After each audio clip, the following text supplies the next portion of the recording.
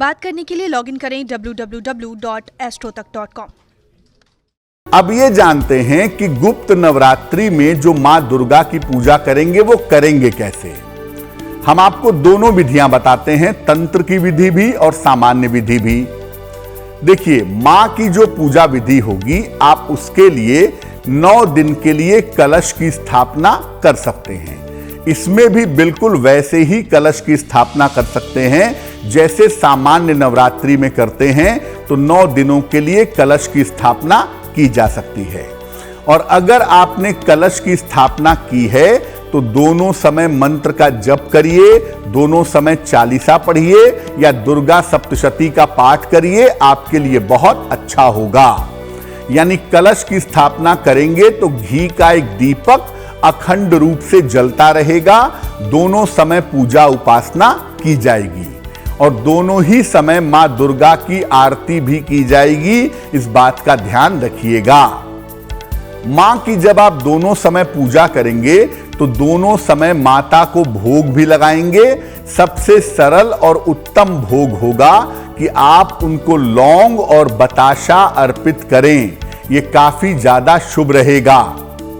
और माता की पूजा में उनको लाल फूल अर्पित करके पूजा करना सबसे ज्यादा शुभ होता है। आप पीला फूल भी अर्पित कर सकते हैं, लेकिन चूंकि ये शक्ति की उपासना है, शाक्त तंत्र की पूजा है, इसलिए लाल फूल अर्पित करके पूजा करना सबसे ज्यादा शुभ रहेगा।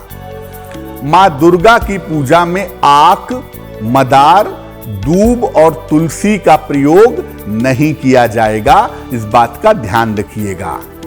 पूरे 9 दिन अपना खान पान और अपना आहार सात्विक रखिएगा। यानी 9 दिन, जितने दिन आपने कलश की स्थापना की है, जितने दिन आप सुबह शाम पूजा कर रहे हैं, उतने दिन अपना खान पान और अपना आहार आपको सात्विक बनाए रखना चाहिए। एक बात यह समझिए कि अगर आप तंत्र की पूजा कर रहे हैं, वैसे तो देखिए सामान्यतः आप कोई भी पूजा करेंगे रात के समय करना सबसे बढ़िया होगा। 11 बजे से 1 बजे के बीच में आप देवी की तंत्र साधना भी कर सकते हैं। लाल वस्त्र पहन करके, भैरवी चक्र पर बैठ करके आप उनकी साधना कर सकते हैं, उसमें कोई दिक्कत नहीं है। लेकिन तंत्र की साधना वही लोग करें जिनको उनके गुरु ने कोई आदेश दिया हो या जिनके पास गुरु की शक्ति हो, जिनको गुरु का निर्देशन प्राप्त हो। किताब पढ़ के उल्टे सीधे तरीके से तंत्र का प्रयोग मत करिएगा, वरना आप किसी मुश्किल में आ सकते हैं और वो स्थिति बहुत अच्छी नहीं होगी। अगर आप तंत्र की साधना नहीं जानते हैं या किसी गुरु ने आपको तंत्र की साधना नहीं बताई है, तो अपने मन से तंत्र साधना किताब पढ़ करके करने का प्रयास नहीं करेंगे। देखिए, गुप्त नवरात्रि के बारे में एक बात जानिए कि इसमें सारे नियम वैसे ही हैं, सारी चीजें वैसी ही हैं जैसी सामान्य नवरात्रि में होती हैं। लेकिन इसकी साधना पद्धति आपको गोपनीय रखनी है, दूसरों को ज्यादा कुछ नहीं बताना है। और साथ ही साथ मध्य रात्रि में अगर आप साधना करेंगे तो गुप्त नवरात्रि के प्रभाव आपके लिए शुभ होंगे।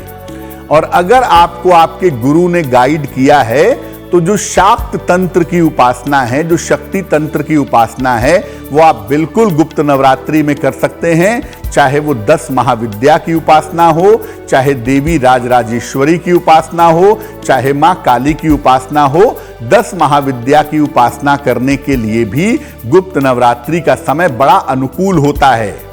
और सामान्यतः दुर्गा सप्तशती का पाठ करना, सिद्ध कुंजिका स्तोत्र का पाठ करना, कवच, कीलक, अर्गला का पाठ करना, वो भी गुप्त नवरात्रि में बहुत अच्छा होता है। क्योंकि दुर्गा सप्तशती जो है वो वैसे भी तंत्र की एक पुस्तक है, जिसके जो श्लोक हैं उनके अंदर मारण, मोहन, उच्चाटन, स्तंभन, विद्वेषण, इसकी शक्तियां पाई जाती हैं। तो अगर आपको कोई विशेष शक्ति प्राप्त करनी है तो दुर्गा सप्तशती का विधि विधान पूर्वक पाठ करने से भी आपको गुप्त नवरात्रि में लाभ होगा। अब आपको बताते हैं गुप्त नवरात्रि के विशेष प्रयोग के बारे में। अगर आपको रोजगार की प्राप्ति करनी है, आपका व्यवसाय जल्दी शुरू हो जाए या आपको बढ़िया नौकरी मिल जाए, बढ़िया नौकरी की व्यवस्था हो जाए, तो क्या उपाय करेंगे? देवी के सामने घी का दीपक जलाइएगा, गुप्त नवरात्रि में किसी भी रात को 11 बजे से 1 बजे के बीच में देवी के सामने एक घी का दीपक जलाइएगा, 9 बताशे लीजिएगा और हर बताशे पर 2 लौंग रखिएगा। लौंग टूटी हुई नहीं होगी, लौंग साबुत होगी।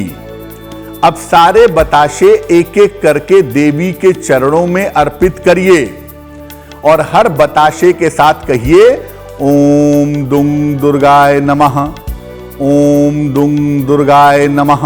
ये कह के 9 के 9 बताशे 2 लौंग के साथ उनके चरणों में समर्पित करिए और इसके बाद ओम दुंग दुर्गाय नमः, ओम दुंग दुर्गाय नमः इस मंत्र का जितना ज्यादा आप जप कर सकें, 1 माला, 2 माला, 11 माला, 21 माला, उतना इस मंत्र का जप करके प्रार्थना करिएगा कि आपके रोजगार की समस्या दूर हो जाए।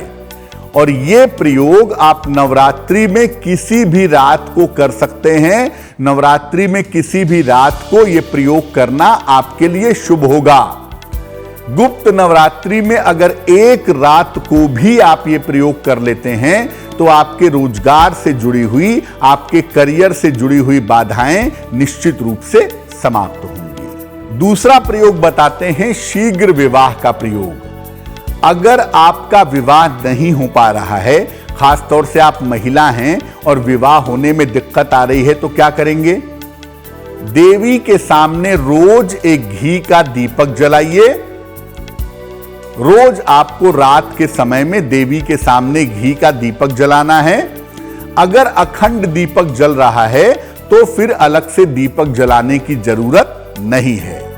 इसके बाद देवी को लाल फूलों की माला अर्पित करिए और रोज लाल फूल की माला नहीं मिल पा रही है तो 1 लाल फूल रोज देवी को अर्पित करिए और इसके बाद शीघ्र विवाह की प्रार्थना करिए। ये प्रयोग गुप्त नवरात्रि में हर रात को आपको करना है। हर रात में देवी के सामने एक दीपक जलाना है और रोज उनको लाल फूल की माला पहनानी है या 1 लाल फूल उनके चरणों में रखना है और उनसे प्रार्थना करनी है कि आपका विवाह जल्दी से जल्दी हो जाए। गुप्त नवरात्रि में जितनी भी रात को आप प्रयोग कर सकें, 9 के 9 रात को करेंगे तो बहुत ही अच्छा है, नहीं तो कम से कम 3 रात को यह प्रयोग करके आप प्रार्थना करिएगा, आपका विवाह जल्दी से जल्दी संपन्न होगा।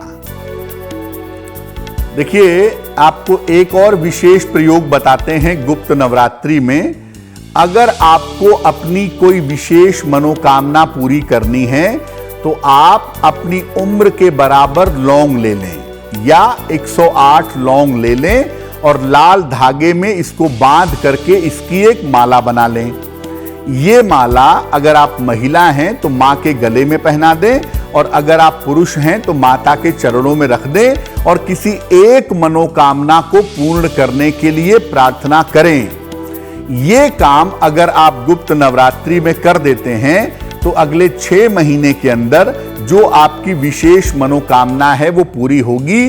6 महीने तक ये माला देवी के गले में या उनके चरणों में रहेगी।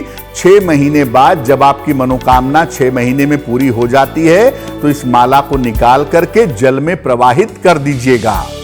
ये प्रयोग आप गुप्त नवरात्रि में किसी भी दिन कर सकते हैं। दिन के समय में भी कर सकते हैं और रात के समय में भी कर सकते हैं। वैसे बेहतर होगा कि 108 लौंग की एक माला बनाइएगा और देवी को समर्पित करके किसी एक मनोकामना के बारे में कहिएगा, आपकी वो मनोकामना निश्चित रूप से पूरी होगी।